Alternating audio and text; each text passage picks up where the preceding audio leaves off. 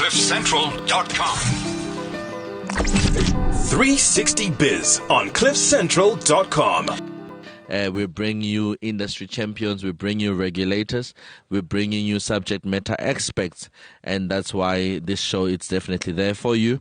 If ever you've missed out on some of our previous shows, you can go to www.cliffcentral.com and go to podcast to have insight on some of our shows, or you can even get your phone and download the Cliff Central app. And what we do in that space is we work with media companies to help them regularize and get approval for their structures. This could be billboards, it could be transit signs, it could be LEDs, it could be super signs, and maybe in the case of Francis, a balloon, which is the space that he's in. Oh, yeah. Yep. Yeah. Yeah, because you know what? Now, I'm an entrepreneur, township based, and for us, it's simply you find an open piece of land, there's no one occupying it, you ask a few people, do you know who's owning this? They tell you no, and then you come, you erect your thing. My man, you are a black man. Yes, that's right. I'm a black man. Yeah. We've got black people in studio. Huh? What? The beautiful thing about this show is that it's the ability to it's uncensored. But what the heck are we doing in balloons? Balloons in advertising. How does that mix? Balloons. I know the balloons that you blow, and now there's air balloons that are used for advertising. Yeah. Well, like I said, aerial displays is an innovation company, and by and large, to a very limited extent, the advertising section of the business came about incidentally. The balloons actually are designed for passenger carrying activities, so we consider that activity a passenger carrying activity. They carry 30 people for sightseeing tours, excursions in wherever the position the balloon is actually installed. That's the primary purpose of of that design. Okay. It's just that when the balloons are located in these populated areas, they have a huge impact, a visual impact, which also allows this other stream. So you're actually taking advantage of it's actually now it becomes a 2-in-1. That's correct. It becomes stream, it becomes an adventure. That's and at the same time it becomes a form of advertising. What Francis is doing is groundbreaking. It's something that has never been done in South Africa. He's the first to implement, the biggest in Africa, the only one in Africa doing this.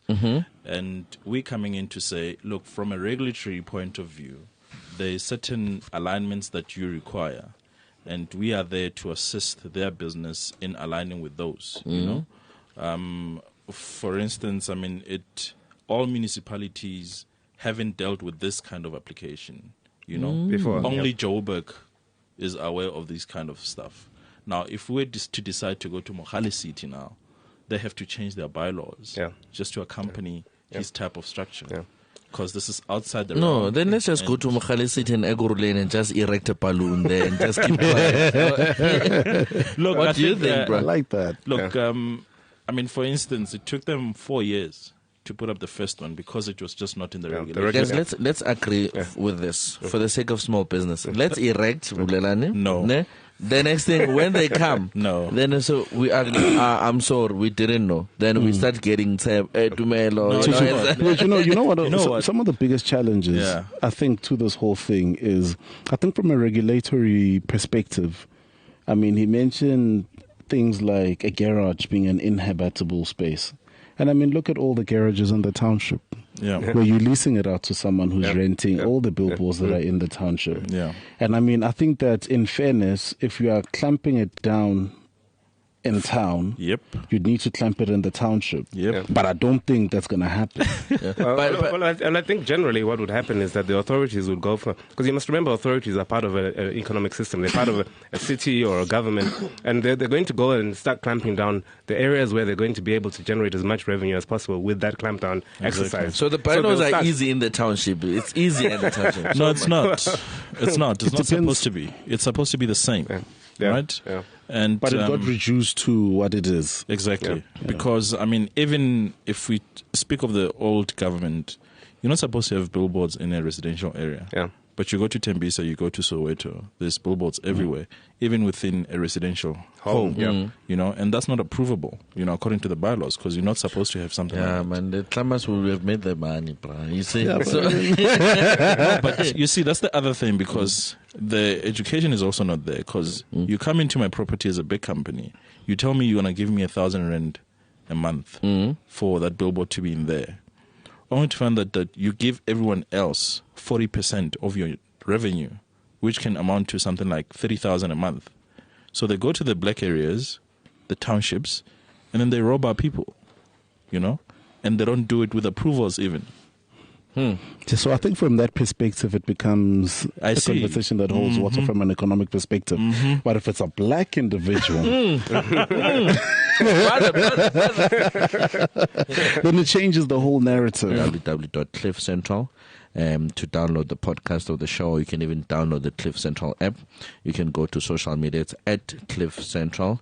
On Twitter, it's at cliffcentral.com, at cliffcentral.com, sorry, on Twitter, and Cliff Central on Facebook. We as well have a Facebook page called 360 Capability to actually stay up to date. And for some of the shots that we do as well, we've got Ritevac TV.com. We actually, Bulelani, is there anything that you want to say in closing? No, I feel liberated, that's all. Bulelani feels liberated. But what can I say? I mean, catch us again next time for another exciting show right here on 360 Biz. My name is Teboho Mafodi, and we're out. CliffCentral.com